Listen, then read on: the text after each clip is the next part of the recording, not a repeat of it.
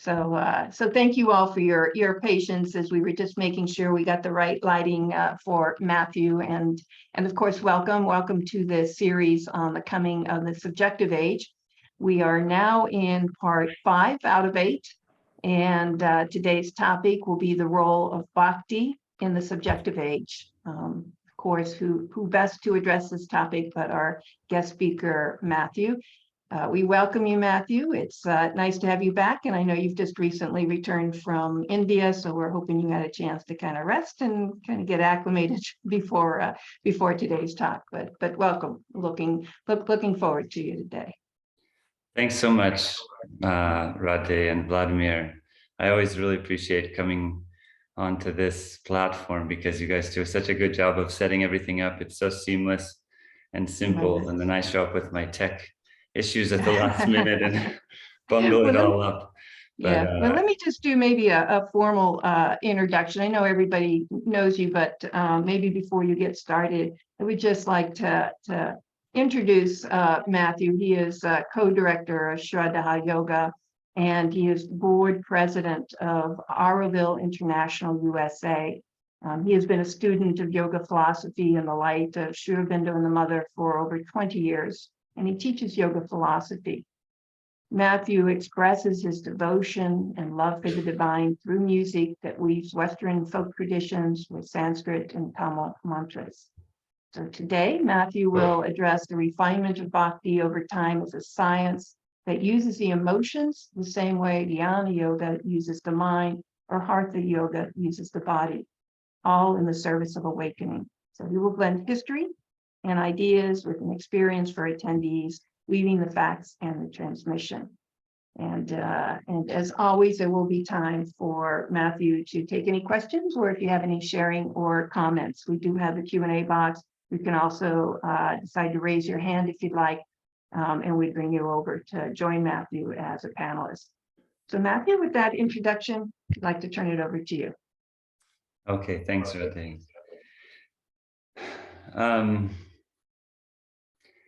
I think to start with, I'll just say I always try more to convey an experience than share concepts. And that's what I hope to do this morning as well. I think we have a lot of ideas about spirituality, and there's a lot of interesting facts and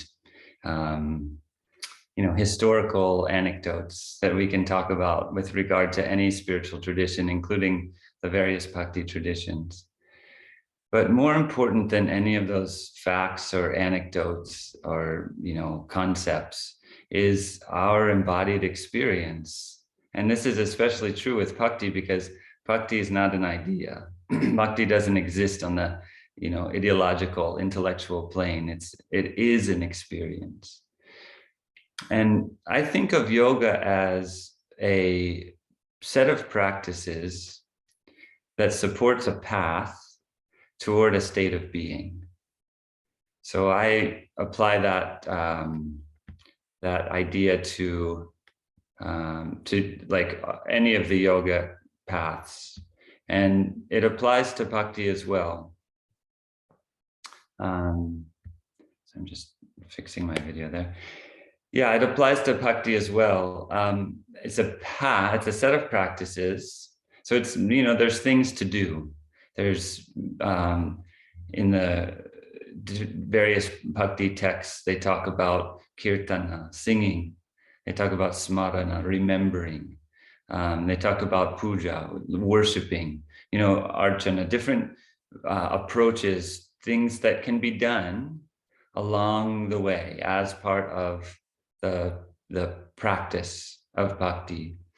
But the practices only really have meaning in the context of the path, the journey, the yatra, the movement, the evolution, the growing, the awakening, right? The practices done without that purpose, it could be anything. We can sing any sorts of songs, but when we sing a song that is with the purpose of growing in our realization of who we are and who the divine is, then it takes on a different meaning, purpose, flavor, action.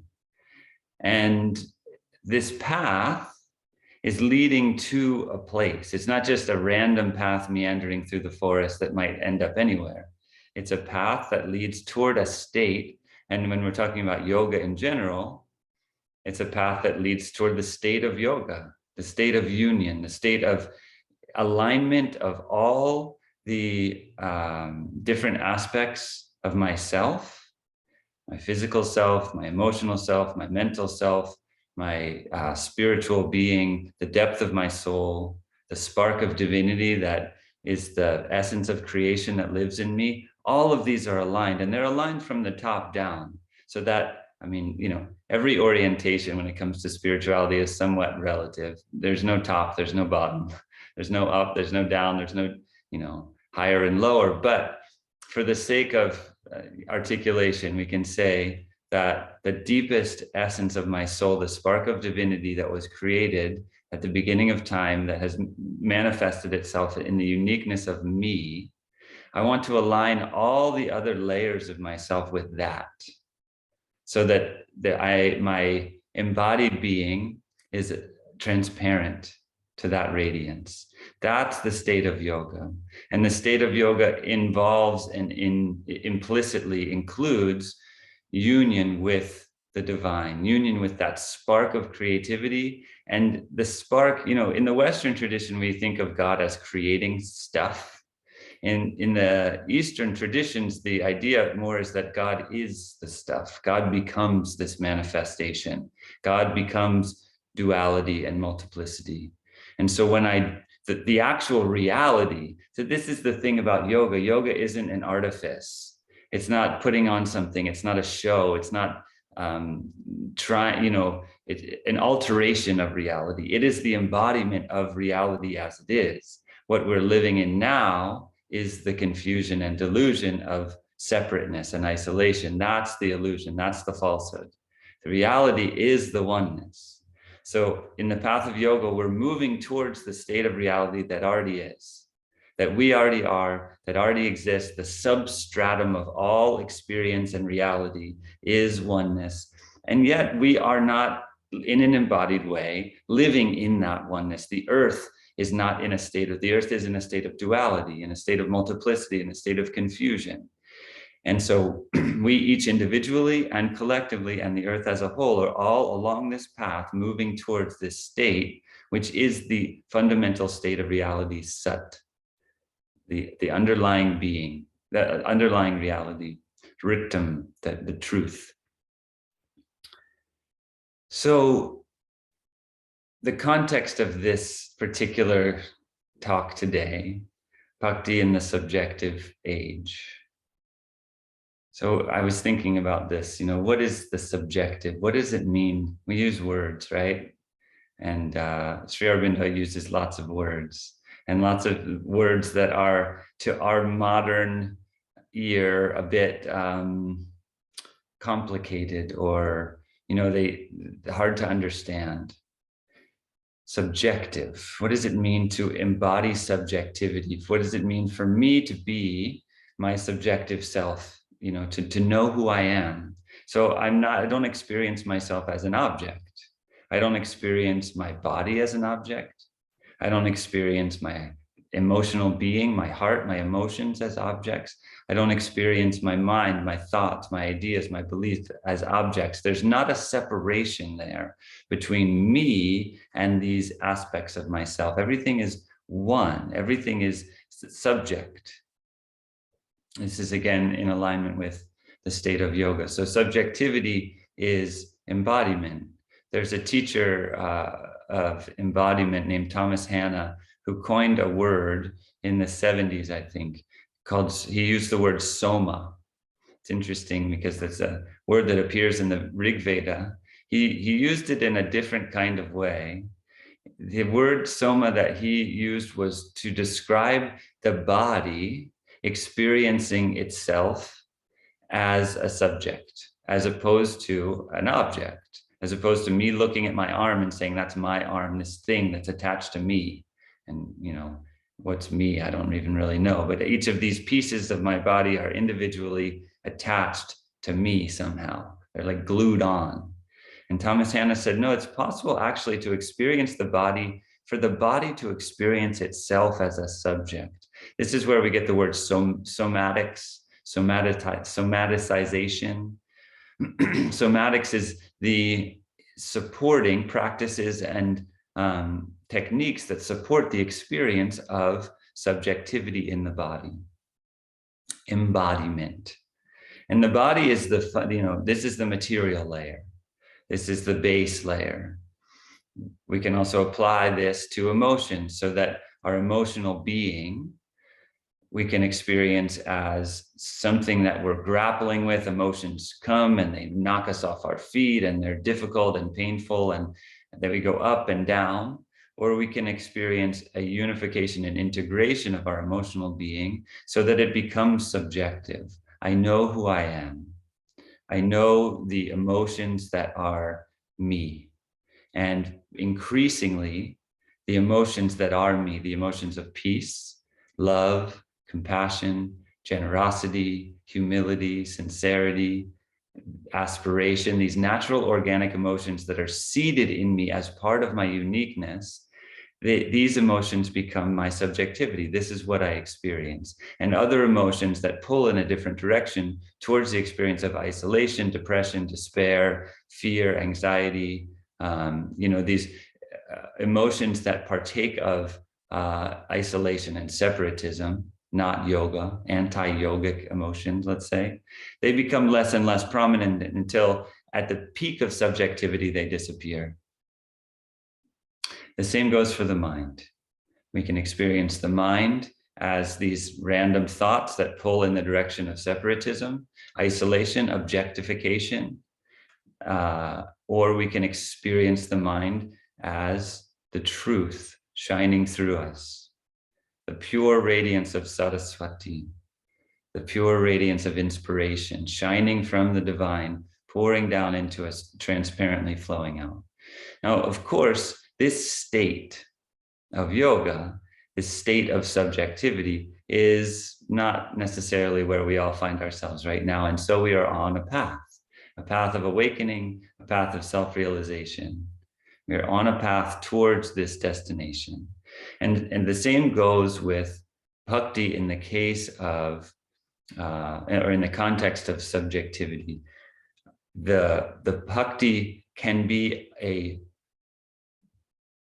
an instrument, a support for us along the path of self-realization, along as we realize in deeper and deeper and more embodied ways, in more full ways, who we are and what we are, and what the reality of our existence is. Bhakti can be a support for that, and it progresses. There's this kind of continuum from separative isolation to oneness, unity consciousness, and in between there's a whole range of experiences. And the bhakti can be separative, extractive bhakti. We could say, I worship God so I can get something. We have this sense, Sri Aurobindo really articulates this about the Vedas. If you read the Rig Veda Samhita, it is a bhakti text. I mean, the first word, Agni mi ile, I adore Agni. That's the pinnacle of bhakti. I adore the radiance of the flame, the being of the flame. When I look into the fire, the being that I see dancing there, my experience is adoration. We say, Prano Devi Saraswati, come to us, Devi Saraswati, please bless us. We say, Tat Savitur Varenyam, the original Gayatri, Tat Savitur Varenyam. That Savitri, that radiant, magnificent Savitri. I mean, these are bhakti phrases. These are not ideas. These are expressions of adoration. Triambakam yajamahe, sugandhim pushtivardhanam. The yajamahe, we praise, we honor, we Sri Aurobindo likes the word laud, which has kind of lost its meaning for most of us in the modern English context. We praise, we adore the three-eyed one who pervades the universe like a sweet scent. You know, it's like if you have incense burning in the corner of the room, it fills the room. So you smell it. That's the experience. The divine is that. The divine is pervading the universe. And can we smell it? Do we notice it? Can we detect it sensorially? The experience of the living divine inhabiting this cosmos, this space, this earth, this room, this body. We experience empty space around ourselves. The divine is full in that empty space all the time. So the illusion is the empty space. The reality is the fullness of the divine, which pervades the space like a sweet scent. Trayambakam yajamhe sugandhim pushtivardhanam. This is a phrase, a mantra that invokes that experience, which is an experience of bhakti. Gananantva ganapati havamhe. You know, like the Lord of all the devas, the Lord of all qualities, the Lord of all the fates. We worship you, Vamahe. So the Rig Veda is full of worship. It's probably harder to find passages that are not all about bhakti, devotion, adoration, and worship than phrases that are. And yet, there was an accretion of ritualism. There was an accretion of, during the development of the Brahmanas, which came after the Samhita, and during the rise of the Brahmin caste as the intermediary between the human and the divine, which happens in religions all over the world. The priestly caste comes and says, I can introduce you to my friend God, but it's going to cost you. And you have to know, I know these really special things. I went to school for a long time. I learned all these rituals and mantras and stuff. You don't know those, don't worry about it. It's fine. Just, give me some cash and I'll hook you up. That is what happened. What seems to have happened with the Vedas. There was an understanding that the relationship of the collective to the Vedic mystic mantras and texts became ritualistic and extractive. So then we have people going to Vedic ceremonies for the purpose of getting something. This is extractive bhakti. It's bhakti, but it's objective, it's abstractive. God is out there, it's transactional. God is doing something for me. That's one end of the spectrum. And then as we move along, we come to experience more and more relationship with the divine, relationship with each other, relationship with the earth.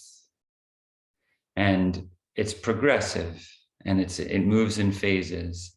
And there are individual beings throughout the course of time who embodied subjective, kind of radiant fullness of subjective bhakti, that we can look to as like, what would that be like, right? What are we headed towards? What's the possibility that is available to us?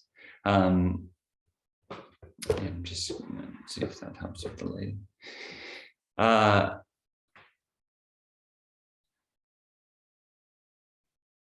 So along this continuum that we're moving, we can imagine, we can kind of have a sense of ourselves anywhere along that continuum, and maybe we go up and down and back and forth at different times, but we're moving, and we're moving over thousands of years, so we can't say, today to tomorrow. This is lifetimes and lifetimes and millennia that this evolution is taking place. So a big movement within a given lifetime is a big movement, and it sometimes doesn't look like a bit. Sometimes we feel like, oh, I wish I was moving faster. We have that sense in yoga in general.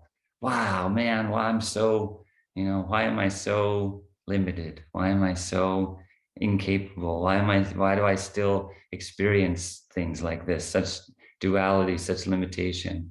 Interestingly, in the Krishna Bhakti tradition, there's a sense that, who was it that? No, it's actually in Narada's Bhakti Sutras. He says, Narada defines bhakti as remembering God and being, and this is a rough translation, being upset when we forget. Feeling, I forget the word that's used, the Sanskrit word, but feeling remorse, feeling regret, feeling pain when we forget God, that is bhakti. So it's not like that's not bhakti. We overlay shame onto it. I should be. But he's saying, no, that is the experience of bhakti, is being devoted and aspiring, longing to know and remember God all the time, every second, every moment. And being full of remorse and regret when we forget. Because that's part of life and part of living in this confusing state of duality that we're living in right now. So this is the part of being on a path, is that we're not there yet, right? We're not there yet. We have the ritualistic extractive bhakti, we have relational and grateful bhakti. Thank you, divine being, for the blessings of my life. And how can I serve you better? And what can I do to, what can I do to more manifest your radiance in this world? And then there's the dissolved unity of oneness, the dissolved unity of the oneness of being, where there is no other anymore. And the one becomes the divine being, the embodied experience, the subjective experience is complete, and the radiance of the divine is completely transparently capable of flowing through the prism of the personality, the prism of the surface self. And what does that look like? What does that look like? Well, we can look at Ramakrishna. Paramahansa Ramakrishna used to complain to Kali when she swept him up into the state of non-duality. He would get absorbed into samadhi. He would lose all consciousness of self and other and be absorbed into a complete state of unification with the Divine Mother. And then he would come out and say, why did you do that? Why did you do that? I want to worship you. I want to love you. I want to bow at your feet. I want to be in relationship with you. So he's moving back and forth between non-duality and duality, the experience of non-duality and duality. And his emotional experience is, I want to stay with you. You're so beautiful and radiant. I want to be with you forever. Ramana Maharshi, the kind of penultimate advocate of non-duality, who said, who am I? The only practice you need is to say, who am I? Continually ask, who am I? Until you realize that everything that you think you are, everything that you experience yourself to be, all your beliefs and preferences and ideas, none of that is actually you.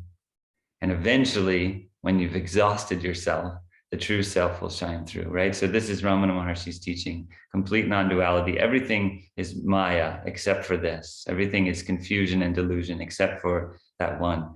He wrote a song called the Aksharamanam Malai, 108 verses to Arunachala. And he wrote it in Tamil. And apparently, the story about how it came about is that his disciples were asking him to write a song. He would always recite poetry and songs from different traditions. And his disciples had been asking him to write a song, and he kept saying, no, no, no. And then one day, and this is where it becomes a bit unbelievable, but mystical in the story. One day he circumambulated Arunachala and he composed 108 verses on that circumambulation. And these verses are incredible. It's like, he's singing it. First of all, it's a marriage garland of letters. That's what Aksharamanam means. It's a marriage. It's like this song that he wrote is a marriage garland that he is asking Arunachala to put on him. He is singing to Arunachala as his beloved, as his betrothed. And he says things like, you know, you brought me here. I was just minding my own business at home, and you dragged me all the way away from my family and my life, and you brought me here, and now you hide from me, and you're going to ruin my reputation, and you're going to ruin your reputation. Nobody's going to love you anymore. I mean, it's like intimate. It's like a serial, it's like a drama, you know? And he's calling out to Arunachala like this, to the mountain, to Shiva, to the radiance that is Arunachala, the divine radiance of Shiva that embodies as the mountain. He's crying out. So this is somebody who embodies, I mean, his teachings in a way. He's known as somebody who teaches this very Gyan yoga, this very intellectual, abstract yoga that is not at all about bhakti. And yet he embodies this devotion, this love. So he has realized himself. He has realized his subjective being. And yet he is still madly in love with madly, dramatically, emotionally in love with the divine being. Neem Karoli Baba, who was worshipped by, you know, many thousands of devotees, and we know some in the West from Ram Dass and that kind of group of people describing their experiences with him. He would chant Ram, Ram, Ram, Ram, Ram, Ram, Ram, Ram, Ram, Ram. He would write letters to Ram Dass that was just Ram written all over and over and over and over again. He would listen to Kirtan. He would listen to Hanuman Chalisa and Govinda Hare, Gopala Hare, people singing, and he would cry. And, you know, so he's realized himself. He's realized himself as the cosmos. He's realized himself as the cosmos to the point where he can manipulate time and space and create mystical conditions. He can be two places at once. You know, he can manipulate the fabric of the cosmos. That's how much he realizes that he is that. And yet he still is in absolute love with Ram, with the divine, with Krishna, with the beloved. Kanapa Nayanar is one of the 64 Siddha, Tamil Siddhas. He found a linga in the forest, and he had no context for understanding what a Shiva linga was. So he worshipped it the only way he knew how. He would put water in his mouth and spit the water out to clean it off. And he would offer the linga. He was a hunter, and he ate meat and would offer the meat to the linga. And some priests came along and were absolutely horrified by seeing, you know, he's like cleaning it with his feet and spitting on it and offering, you know, meat to it. And there was a time when blood started oozing out of the eye in the linga. And Kanapa, as his name implies, took his spear and gouged out his own eye and put it onto the eye of the linga. You know, that this absolute devotion on the physical level, the self-sacrifice, self-giving, self-offering on that level. This is what subjective bhakti is. It's like, it's no longer me in relation to the divine. It's the divine is everything. Everything is the divine. There's no separation. And so I don't think of myself as a separate object or a separate being with its own needs that need to be met. It's an experience of the only thing that there is God, and everything is that. And this is the promise. I had a verse from Savitri up on my other computer before I had to switch, but it's the same, you know. Oswald Party is another one. Oswald Party went through ranges of experienced all the different dimensions of reality, came all the way up to the great extinction of total nirvana, and then the Divine Mother comes. Then she arrives. Then all he wants is to join himself completely with her and allow the radiance of her divinity to pour through him and bless the earth. This is all he wants. His being becomes a single pointed spire of aspiration to join with her and become a transmitter, a channel for her divine radiance to bless the earth. And of course, the mother herself in her prayers and meditations writes exquisitely about devotion to the divine and her experience in such intimate words, you know, of the divine being. Let me be completely surrendered to you. Let there be no more me and you. And yet I wait like a child with no expectation, like a peacefully flowing stream I wait for you. You know, I wait for you. There's a temple in Kanchipuram. It's of the 5 Shiva temples in South India devoted to the 5 elements. It's the one devoted to earth. And the story of the Ekambareshvara, the Lord of the one mango tree, is that under this mango tree, Parvati sat worshipping a linga made of sand, worshipping Shiva in the form of a linga made of sand. And as a test, Shiva sent, or maybe Vishnu, I can't remember who did it, who was testing her, maybe it was Vishnu, sent a flood and a windstorm and a cyclone and a fire and, you know, all these ways to destroy this linga.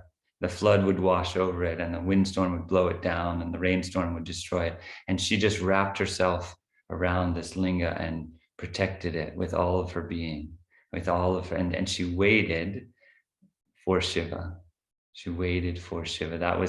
She was protecting this linga and waiting for the one. In the midst of all the distractions and all the impending doom and all the terrible catastrophes that were falling upon her, she waited patiently, perseveringly, eternally for her beloved. And the mother has that same quality in prayers and meditations. I wait for you. I'm not going to try to rush you. I'm not going to demand that you come here now, but I do nothing but wait for you, wait for your touch, wait for you to come and fill me and activate my purpose. And of course, prayers and meditation was written in the 1910 to 1915, something like that. So this was at the beginning, and you might say, of the activation of the mother's purpose and the embodiment of her spiritual purpose in her life on earth was to be fulfilled in much more outward ways later on. So she's anticipating that and calling that into being in these prayers. And yet there's a sense in the prayers that she has a subjective realization. She knows who she is. She knows who she is. She's not confused about who she is. This is the possibility of bhakti in the subjective age. And bhakti isn't just, the life of Krishna, as described in the Bhagavata Purana, gives us this view on bhakti. Krishna is the child of the mother. So there's the love of the mother for the child. It's called Vatsalya Bhakti, the love for the baby cow, the love of the mother cow for the baby cow. Yashoda, who's his adoptive mother, loves him so deeply. And she loves him in a way she doesn't know who he is. And there's a moment where she opens up his mouth to get something out of it, and she looks in and she sees the whole cosmos, and she's just like, oh my God, who is this? What is this? I see everything there. And then Krishna wipes her memory and says, no, you can't know that. You got to be my mom right now. So that devotion, the poignant devotion of the mother for the child, that is bhakti. When the mother knows, we could say subjectively, when the mother knows that what she sees in her child is the divine. When the friend knows, when I look into my friend's eyes and I know that what I'm seeing there is God, the divine manifesting, the divine that hides within the soul of all beings and that shines through when there's an opening. When I look at my beloved and I see the divine there, I see God there. When I look at my parents and I see God there, when I look at a tree, when I look at, like Krishna's life, he was beloved by his friends. He was beloved by the gopis. He was beloved by his parents. He was beloved by Arjuna. There's all these episodes of his life that demonstrate what love, what this exchange of bhakti, the rasa of bhakti is in all different configurations. These configurations are around us all the time. So when we lean towards the experience, the subjective experience of bhakti, we lean towards the realization that God is everywhere, in everything, in everyone, even in the midst of calamity, catastrophe, delusion, confusion, falsehood, false narratives, people blustering and tearing things apart. Even in the midst of that, the divine is in everything and in everyone. And there are anti-divine forces, of course, anti-evolutionary forces, anti-yogic forces that are pulling in the opposite direction, that are influencing people's thoughts and their behaviors and their ideas and their beliefs. Those forces are there, they're real and they're active, but at the base of it, the person who's being influenced is a soul, is an incarnation, a manifestation of the divine radiance. Can we see that anyway? Can we see through even what they think of themselves, even what they believe about themselves? Can we see through that to that divine radiance? That's the opportunity. That's what it means to lean into an experience of subjective bhakti. It means to see the earth herself as a living, conscious, evolving being who loves us. And gravity isn't some force, some empty physical calculation. Gravity is the earth holding us against her. Gravity is the love of the mother holding us against her. Photosynthesis is not some chemical process. Photosynthesis is the trees loving the sun, praying to the sun, adoring the sun, and transforming that adoration into sustenance for themselves. So we have this sense of our world in this objective way where we think of everything as materialistic and empty of purpose and empty of love. But actually the opposite is true. Everything is full of love. And the embodiment of bhakti is just tapping into that vibration. It's not creating something. It's not making something up. It's not a falsification. It's tapping into the fundamental underlying reality, Sat, the conscious Satchit, the self-aware, subjective self-aware reality, Satchit, Ananda. And Ananda, it has all these different ways of being understood in our modern world. Sri Aurobindo uses the word delight, the delight of being. Delight is love. Love is delight. The delight of a child when they're playing hide and seek and they find the other person. Whoo! That delight. That's the delight of self-realization. That's the archetype for what we experience when we wake up to who we are. Wow, look, I found myself. Oh my God, that was amazing. The joy, that is Ananda. And that is the divine one is in a constant, continual, infinite state of that Ananda because it doesn't forget who it is. We forget, we remember, we forget, we remember, and we oscillate back and forth. And eventually we come to a greater, deepened, embodied, more embodied sense of remembering, capacity for remembering.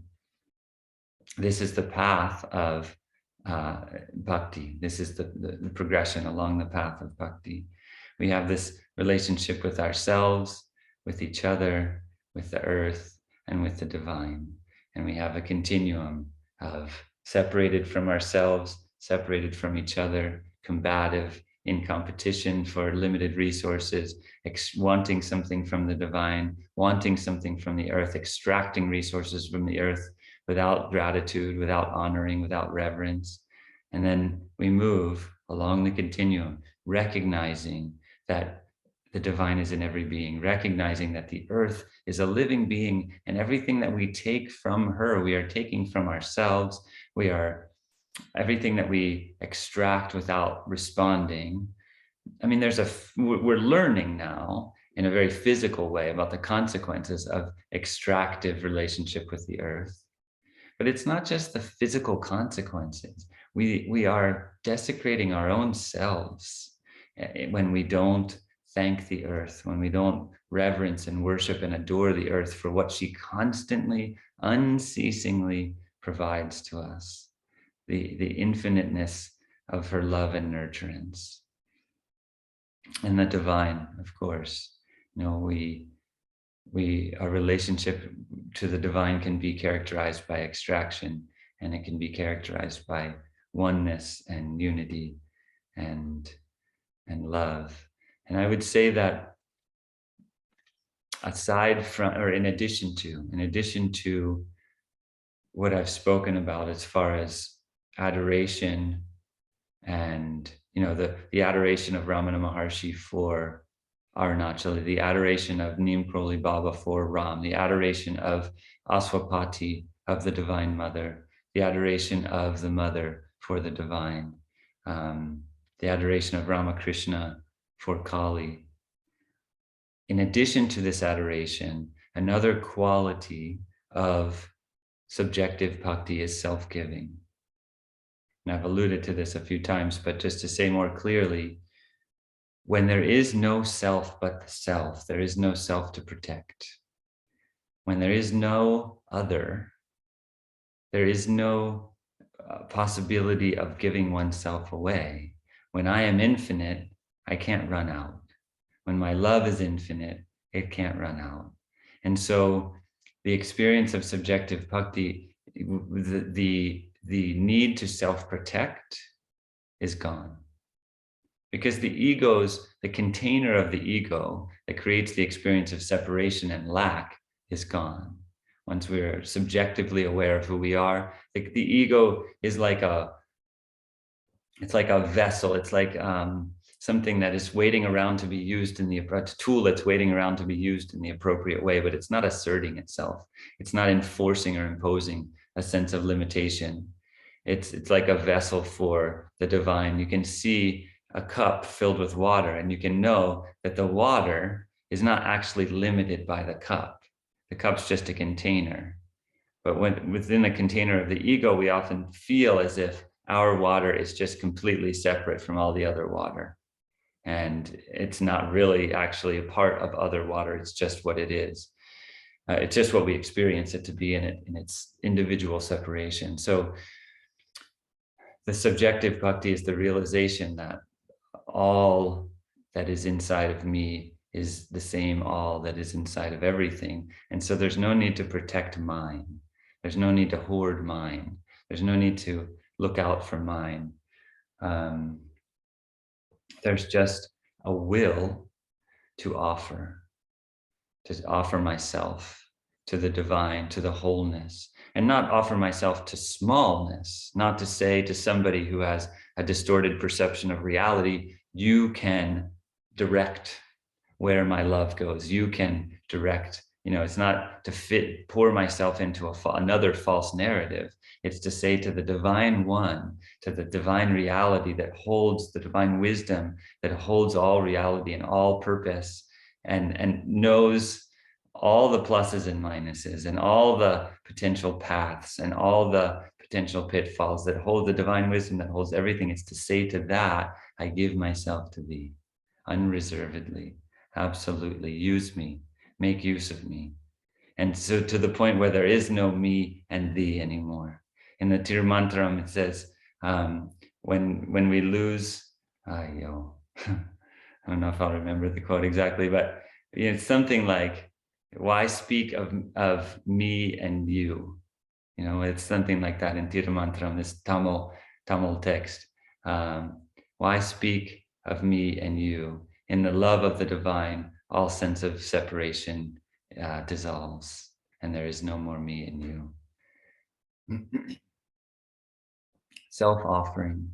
And so knowing that self-offering is an aspect of the state of subjective bhakti, and knowing that we are progressing on a path toward that state, we can lean into that. We can do what we're ready for. We don't need to push ourselves or feel bad about what we're not ready for, but we can do what we're ready for when it comes to self-offering and forgiveness and generosity and honoring the earth and giving back. We can take a look at our lives and see the places in which we're holding back places in which we're afraid, and we can work the edge a little bit. Okay, is there a little more openness that's possible here? Is there a little more openness that I can allow in my life? A little more generosity, a little less holding, a little less self-protection. Where's my edge? Where's my edge? What more can I offer in this moment, in the shape of my life? And we work the edges, and this is the path. And the practices of bhakti, like remembering the divine, reading divine texts, singing to the divine, worshiping the divine, praying, meditating. These practices support our progress along the path and give us reminders and allow the light to come in. Allow the light to come. It's like opening the window and allowing the light to come in to illuminate the places in our lives where things might be a little bit different, where we might open up a little bit more. So the practices support the path that leads to the state. And when we have a sense of what that state is, when we've considered it, and when we've imagined it, when we've even tried to touch it in an embodied experiential way, so it's not just an idea, then we have a sense of how to lean, how to be in those practices, how to nurture that path, because we know where we're going.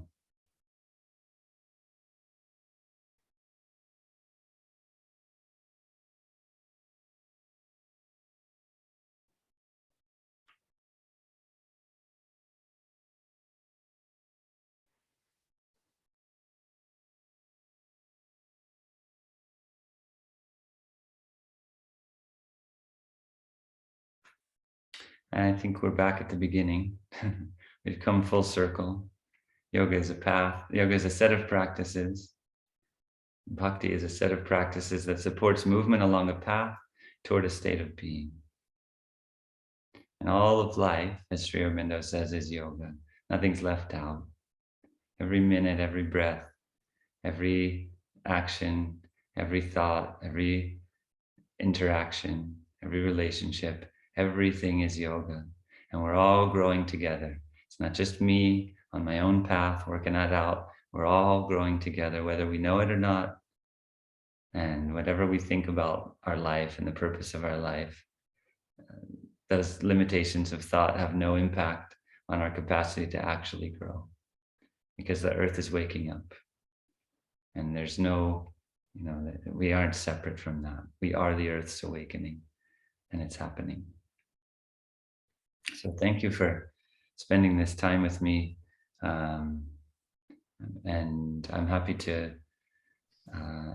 take questions or,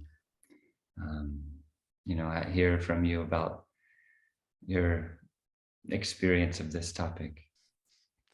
Thank you, Matthew. This was such a delightful journey with you that we all melted like the butter in the butter, And it's actually self-fulfilling, and most probably questions will not add anything to the fullness of this presentation or answers on certain topics. Of course, we will shift now to the mind, asking questions, and moving a little bit away from this sense of subjectivity, which I would, after your presentation, I could see that subjectivity is exactly that very heart, that subjective perception of reality of oneself and the world. And as you remember the end of the Savitri, when Savitri comes back, she says that to feel love and oneness is to live.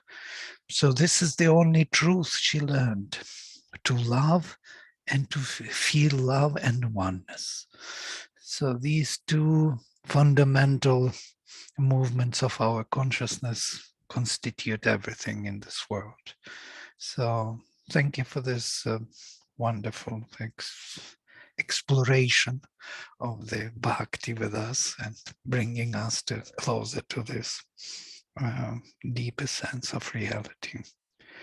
There are many questions from my side, but maybe I will not spoil the presentation with them because I am truly interested in integral yoga, about karma, bhakti, and jnana yoga, how they correlate. And according to Sri Aurobindo, bhakti is the crown.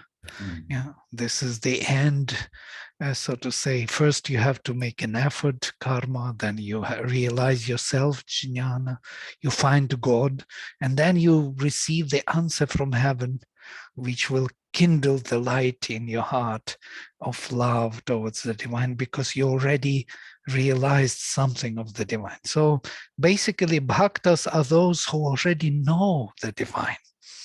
They are already jnanis, so to say, by definition. So that you should know the divine if you love the divine to some extent, even if you don't formulate it in the mind, you know it by experience. So there are several questions here. May I read them to you? Sure.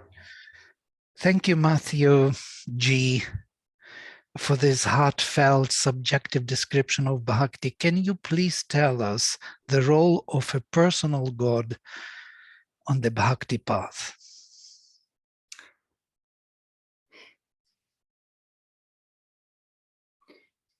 You know, in some ways, when I was, well, let's just say I spoke about practice, path, and state. So in the practice of bhakti, one means of practice is to choose an Ishta Devata, a personal personification of the divine, on which to focus. And this is, helps. And along the path, that personification of the divine may change. Like we may start out with one Ishta Devata and change to another manifestation of the divine may come to us, or the one may reveal itself to us more deeply along the way. We may see different aspects of it. In the state of oneness with the divine,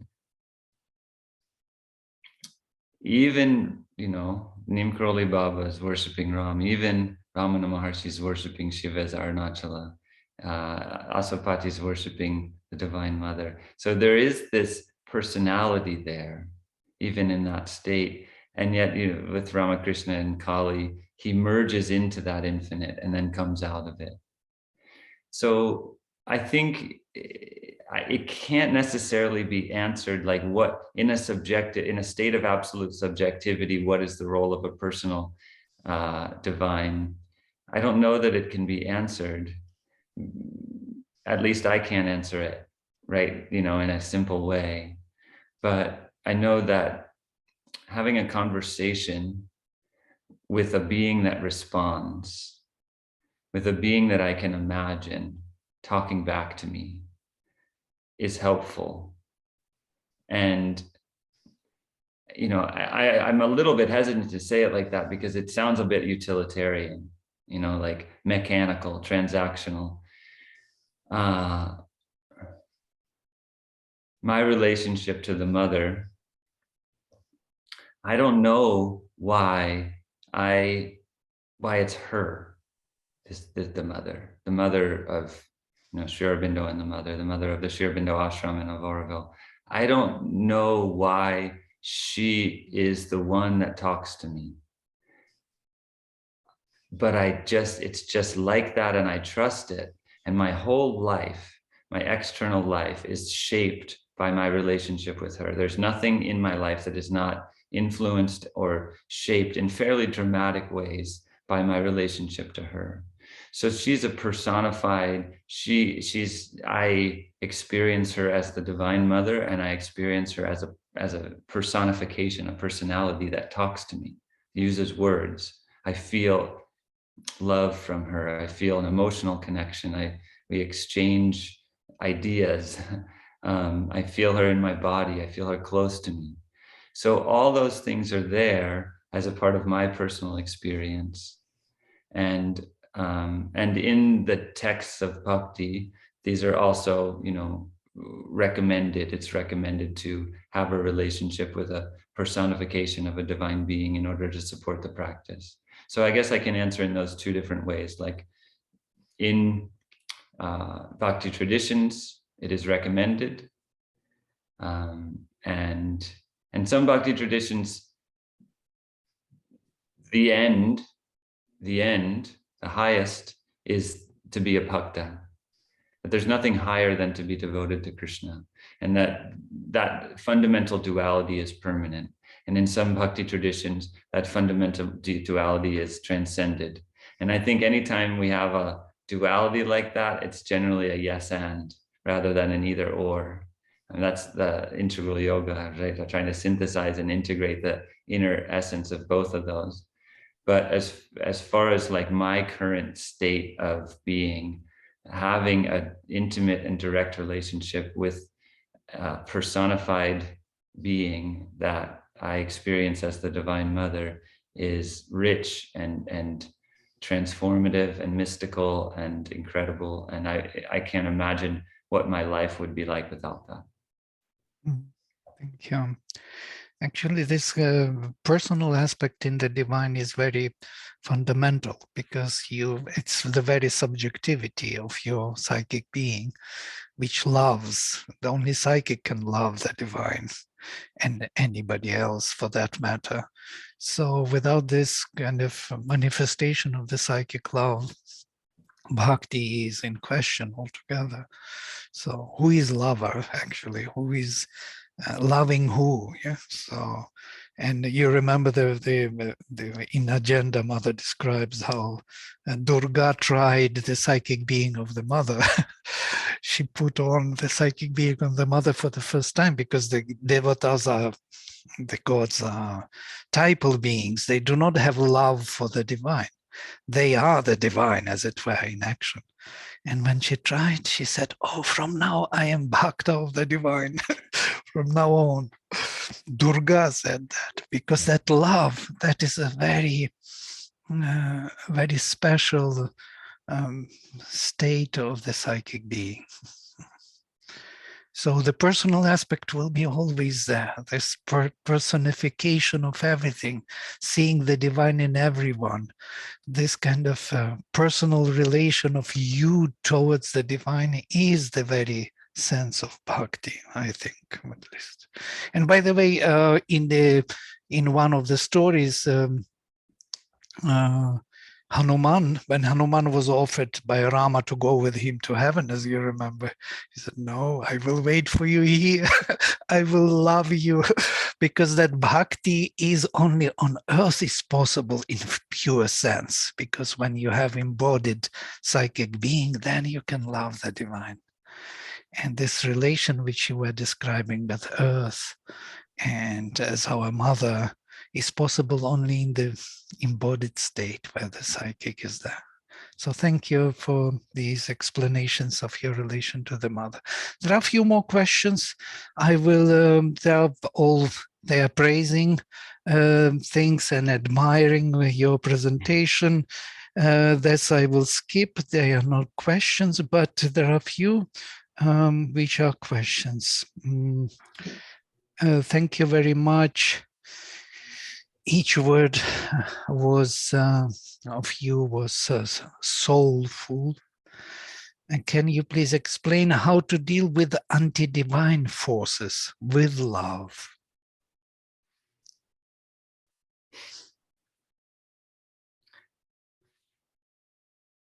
The mother talked about these forces as her children.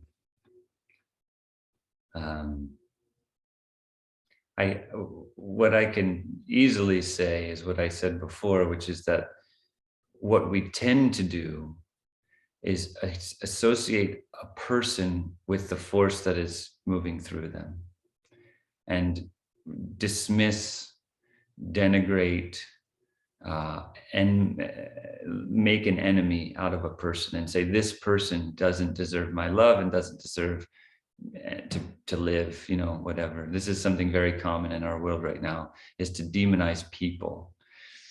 And so what you're asking is on a different level, how do we relate to these forces? These forces believe that they are separate from the divine, but they're not. The forces, we could say, there's a whole continuum from a force and energy, anti-evolutionary energy, to disembodied being who embodies and consciously works towards an anti-evolutionary goal. This whole spectrum of anti-divine forces that are out there, they believe and are acting and are cut off in such a way that they believe they are separate. But that is false. That's the fundamental false premise, is that they are separate. And the healing, the restoration, the healing of the earth, the healing of humanity, the divinization of the planet, the manifestation of a life divine on earth, depends upon the resolution or reconciliation, the elimination of that falsehood, so that these anti-divine forces realize that they are not separate from the divine. So it's like turning on the light. The shadows, in a dark room, you turn on the light and the shadows are gone. Those forces can't, it's like at the end of Savitri, when death just can't sustain it anymore. It just, the voice of death, the being of death, is dissolved into the greater light. And this happens on a, this happens on a greater and smaller degree all the time. These forces are being transformed.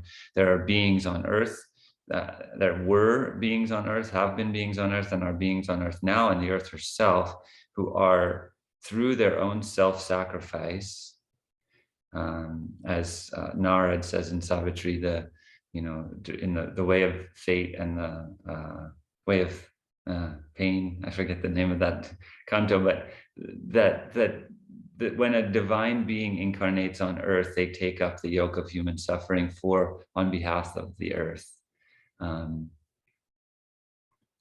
The earth unknowing, for the earth she stood. Humanity unknowing, for humanity she stood. It's like there are beings now who are doing that work of transformation. Sri Aurobindo and the mother in their body were doing that work of transformation, bringing down the supramental consciousness, inherently stirred up a great deal of latent darkness that was embodied in the earth. And then they had to deal with that, and they are continuing to deal with that. So on a personal level, what to do about anti-divine forces is have humility and sincerity, know what I, on an individual level at this point in my evolution, am capable of and what I'm not capable of, and trust that the divine has got this, that the Divine Mother has a plan and is actively engaged in every moment in this work of transformation. And if there's something that I can do, I ask, use me. But I don't have the capacity to understand what I need to do to make those choices. But I can say, use me as a vehicle of transformation. I can offer myself in that way and trust that she will do what she needs to do, and that this process of transformation is happening, regardless of whatever I'm able to do about it. It's happening, and these anti-divine forces are being transformed all the time. So there's a kind of a combination between self-offering, trust, and humility in relation to these forces, and patience.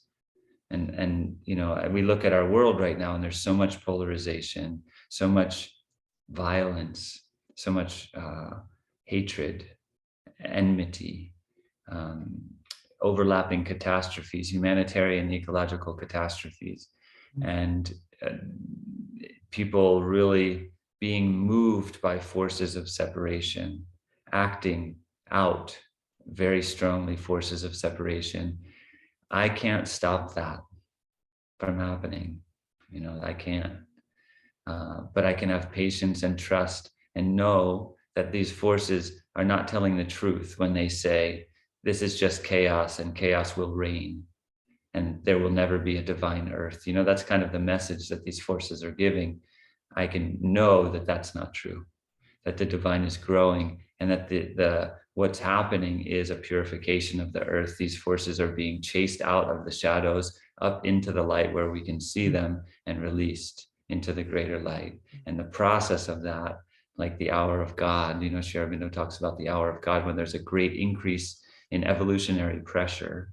I believe that we're in a penumbra of the hour of God. We may not be in the hour of God in the kind of highest sense, but that we're approaching the hour of God, and that everything we see in our world right now is part of the divine evolution, part of the restoration of the earth and the manifestation of a life divine that Sri Aurobindo talked about, and that the mother spoke about, that this is what's happening. So trust, patience, humility, and self-offering are my ways of being in relationship to those forces.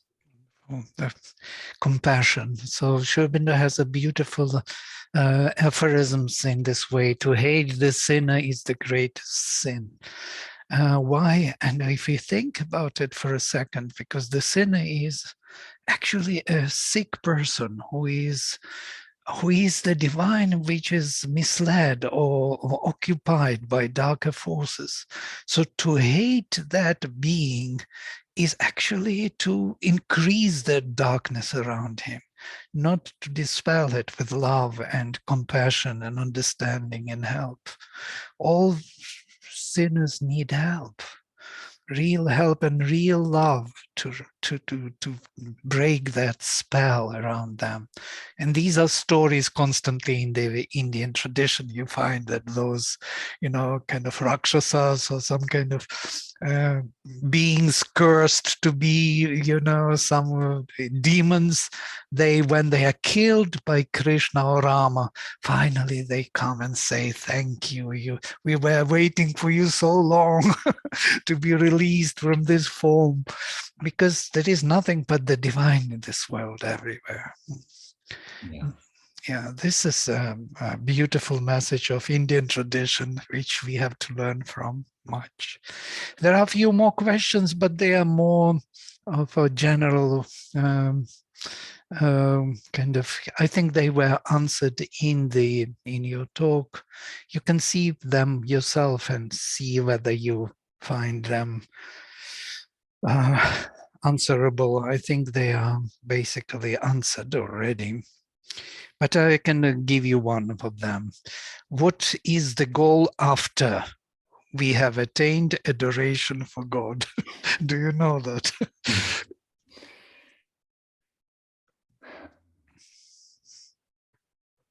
I just want to say I deeply appreciate Vijayata's the sincerity behind her questions.